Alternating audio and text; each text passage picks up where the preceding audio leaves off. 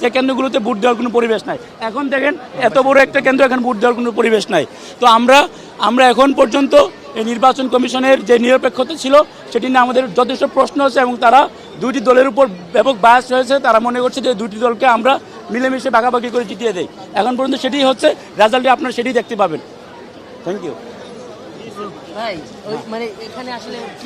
মানে এখানে কিছু না, এখানে শিবিরও লিফলেট দিচ্ছে, তাদের ছাত্রদলও দিচ্ছে, কিন্তু এখানে ছাত্রদল বলছে যে তারা শুধু ছাত্রদল ম্যাম শুধু ছাত্রদলের প্রার্থীকে আটকিয়েছে, শিবিরের প্রার্থীকে আটকে নেই কেন, এটা নিয়ে ছাত্রদল অভিযোগ করেছে। অথচ আমরা সকাল থেকে এখন পর্যন্ত দেখেছি শিবির এবং ছাত্রদল মিলেই কিন্তু হচ্ছে এখানে পুস্টার বিলি করেছে, তারা বুথ বসিয়েছে, তারা বিভিন্ন ধরনের প্রচারণামূলক কাজ করেছে। হ্যাঁ, তো যাদেরকে দেখেছেন মানে বিশেষ করে দুইটা দল বুথ বসিয়েছে, যারা বসেছে নির্বাচন কমিশন তাদের বিরুদ্ধে কোনো ধরনের ব্যবস্থা নিতে পারেনি। সেটি হচ্ছে নির্বাচন কমিশনের ব্যর্থতা, এবং নির্বাচন কমিশনের যে কমিটমেন্ট ছিল সেই কমিটমেন্ট কিন্তু তারা ভঙ্গ করেছে। আর আমার অন্য যারা স্বতন্ত্র প্রার্থী আছি, আমাদের জায়গা থেকে নির্বাচন কমিশনের যে গ্রহণযোগ্যতা সেটি কিন্তু ইতিমধ্যে তারা নষ্ট করেছে। খালিদ, আমাদের এখানে বিপি প্রার্থী আছে খালিদ আসুন। আমরা স্বতন্ত্র প্রার্থীরা বারবারই বলেছি এই নির্বাচন কমিশন নিরপেক্ষ নয়। তারা শিবির এবং ছাত্রদল যে প্রথম থেকে ফাউল খেলা খেলছিল, সেই খেলায় তারা ফাউল রেফারি করেছে। এখানে তারা একটি বায়াস রেফারি হিসেবে ভূমিকা রেখেছে।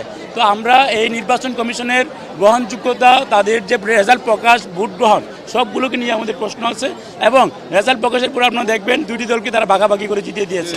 আপনাদের কাছে জানতে চাইবো, কিছুক্ষণ আগে এখানে একটি ঘটনা, যেটি এই সেন্টারে অন্তত সকাল থেকে দেখা যায়নি, এরকম একটি ঘটনা। আসলে ঘটনার সূত্রপাত কি কারণে এরকম আসলে শিক্ষার্থীরা ভুয়া স্লোগান দিয়ে এগিয়ে গেল? যে বিষয়টি হয়েছে, এখানে ছাত্রদল এবং শিবিরের প্রার্থীরা তারা ইন্ডিভিজুয়ালি বিভিন্ন ধরনের তাদের প্যানেল লিফলেট দিচ্ছে, বা কেউ লিখে টুকে দিচ্ছে। তো এই জায়গায় আমাদের যে সহকারী প্রক্টর আমাদের মুনামি ম্যাম হচ্ছে প্রতিবাদ করছিল, বা একজনকে বলছিল যে আপনি এখানে দিচ্ছেন কেন, ওনারটা নিয়ে নিছে। তো এই নিয়ে ছাত্রদল ওনার উপর খুব প্রকাশ করছে যে আপনি শিবিরটা নিচ্ছেন না কেন, ছাত্রদলটা নিয়েছেন। তো সেই জায়গা থেকে আমরা যেটা দেখেছি যে বিশ্ববিদ্যালয় প্রশাসন আসলে কোনো দুই পক্ষের কাউকে বাধা দিচ্ছে না। সর্বশেষ মিডিয়ার চাপে, আমাদের প্রার্থীদের চাপে ছাত্রদলে কয়েকটা পোস্টার নিয়েছে, এটা জাস্ট তাদের নাটকের অংশ হিসেবে নিয়েছে, তারা ওটা সিরিয়াসলি নিচ্ছে না। ছাত্রদল কিন্তু সবগুলো বুথের সামনে এখনও তারা পোস্টার দিচ্ছে, তারা খাবার দিচ্ছে, তারা বিভিন্ন ধরনের কর্মসূচিমূলক মানে আপনার কর্মকাণ্ড করে যাচ্ছে, প্রচারমূলক কর্মকাণ্ড করে যাচ্ছে। তো এখানে আমরা যেটা পেয়েছি যে নির্বাচন কমিশন কিন্তু এখনও নিরপেক্ষ ভূমিকা পালন করছে না। তারা ইতিমধ্যে তাদের চূড়ান্ত বায়াসনেসের প্রমাণ দিয়েছে।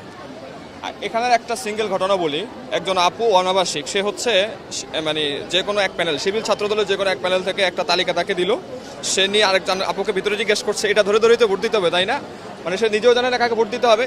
তার মানে বুঝতে পারছেন এখানে এই যে স্লিপটা ধরে দেওয়া, এই যে লাইন, এটা কতটা ম্যানিপুলেট করছে ভোটকে।